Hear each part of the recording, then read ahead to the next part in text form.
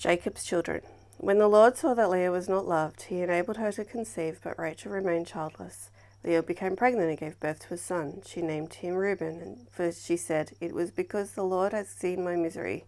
Surely my husband will love me now." She conceived again, and when she gave birth to a son, because the Lord heard that I am not loved, he gave me this one too. So she named him Simeon. Again she conceived, and when she gave birth to a son, she said, "Now at last my husband will become attached to me, because I have borne him 3 sons." So he was named Levi.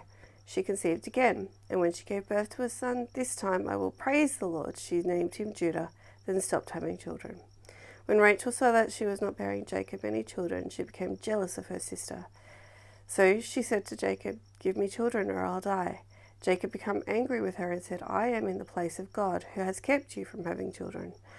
Then she said, "Here is Bilhah, my servant. Sleep with her so that she can bear children for me, and I too can build a family through her." So she gave him his servant Bilhah as a wife. Jacob slept with her. She became pregnant and bore him a son. Then Rachel said, "God has vindicated me. He has listened to my plea and given me a son." Because of this, she named him Dan. Rachel's servant Bilhah conceived again and bore Jacob a second son. Then Rachel said, "I have a great struggle with my sister, and I have won." She named him Naphtali.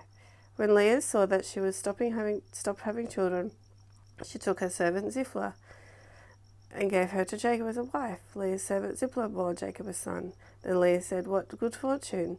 So she named him Gad. Leah's servant Zilpah bore Jacob a second son.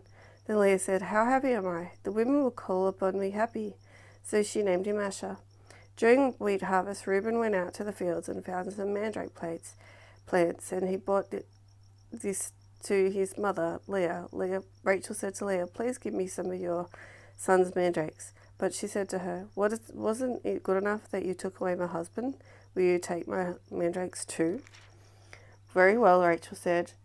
"You can sleep with Tim tonight. Return for your son's mandrakes." So when Jacob came in from the fields that evening, Leah went out to meet him. "You must sleep with me," she said. "I have hired you with my son's mandrakes." So she slept with him that night.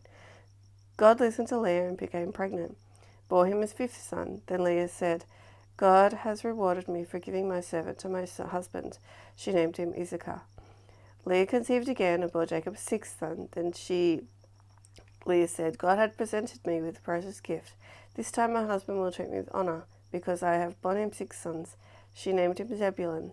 Sometime later she gave birth to a daughter and named her Dinah.